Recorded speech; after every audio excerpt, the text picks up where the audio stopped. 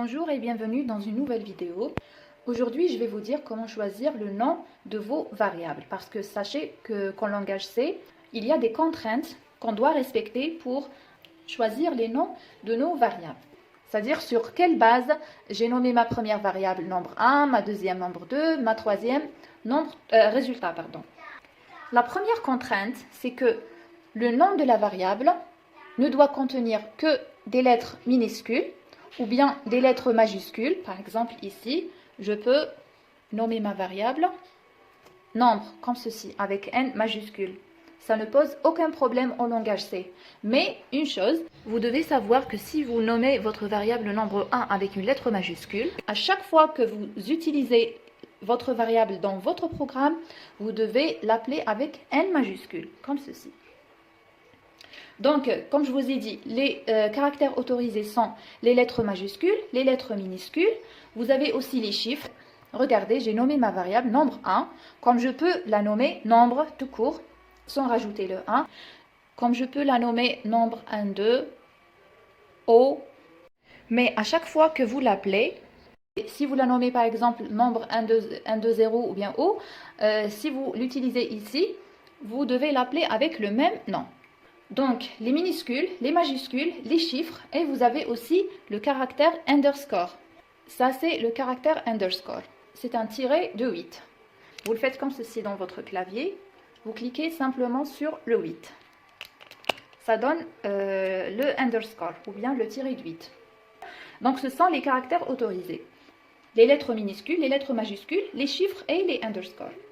La deuxième contrainte, c'est que même si les chiffres sont autorisés, au langage C, vous ne pouvez pas nommer votre variable comme ceci. Par exemple, 3 résultats. Ça n'est pas autorisé en langage C. Une variable ne doit jamais commencer par un chiffre. Elle doit commencer forcément par une lettre majuscule ou bien minuscule. Ensuite, dans le nom de la variable, vous pouvez insérer un chiffre si vous voulez. La troisième contrainte, c'est que les caractères accentués ne sont pas autorisés. Par exemple, si j'ai ma variable résultat, je ne peux pas créer une variable comme ça, avec E accent. Ça n'est pas autorisé en langage C. Regardez, si je compile mon programme, il me signale une erreur. Donc voilà. La quatrième contrainte, un nom de variable ne doit pas être un mot-clé du langage C. Regardez les mots-clés du langage C. Le nom de la fonction main est un mot-clé. Vous ne pouvez pas appeler une variable main. Int, c'est un type de variable, donc vous ne pouvez pas appeler une variable int. Par exemple, le return, vous ne pouvez pas appeler une variable return. Vous ne pouvez pas appeler une variable printf. Vous ne pouvez pas appeler une variable include. Donc, ce sont des mots-clés du langage C, des mots-clés. Vous ne pouvez pas les utiliser. La cinquième contrainte, on dit que le langage C est un langage qui respecte la casse. Comment ça? Je l'ai dit normalement déjà. Si vous créez une variable, par exemple, qui s'appelle résultat, écrite comme ça, je ne peux pas, par exemple, l'appeler ici, dans le programme, en écrivant résultat avec un L majuscule. Pourquoi? Parce que le langage C fait la différence entre la majuscule et le minuscule. Donc, cette variable est différente de celle-ci. Ce n'est pas le même nom. Regardez, si je compile, il me signale ici une erreur. Et regardez ici, qu'est-ce qu'il me dit? Il me dit error, résultat undeclared. Que veut dire? Cela veut dire que ce nom de variable n'est pas déclaré. Pourquoi? Parce que nous avons déclaré la variable résultat avec ce L minuscule. La variable résultat avec L majuscule n'est pas déclarée. Donc, vous devez faire attention quand vous écrivez les noms de vos variables pendant votre programme.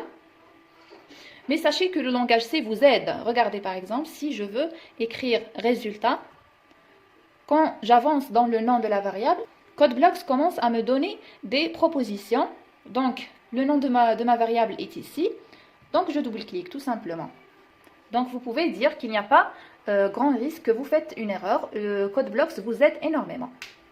Enfin, un dernier conseil, ce n'est pas une contrainte. Vous n'êtes pas obligé de la respecter. Essayez de donner un nom de variable qui correspond à ce qu'elle contient. Par exemple, si je suis en train d'écrire un programme qui fait la gestion de stock d'une librairie, par exemple, Si j'ai une variable qui contient le nombre de stylos par exemple, je crée une variable qui s'appelle nombre stylos. Comme ça, directement quand je lis le nombre de variables, je peux comprendre à peu près à quoi sert cette variable. Bien sûr, l'intérêt n'apparaît pas dans les petits programmes comme celui-ci, mais il apparaît plutôt dans les gros programmes qui contiennent beaucoup de variables, là où on a des équipes d'ingénieurs qui travaillent ensemble et qui partagent des portions de code. Donc chacun d'entre eux, quand il crée une variable, il doit créer des variables avec des noms significatifs pour faciliter la compréhension à ses collègues. Donc voilà concernant la vidéo d'aujourd'hui, j'espère que ça vous a aidé. Si c'est le cas, n'hésitez pas à me laisser un petit j'aime, de partager la vidéo avec vos amis et de s'abonner surtout à la chaîne pour recevoir mes prochaines vidéos. Bon apprentissage et à la prochaine.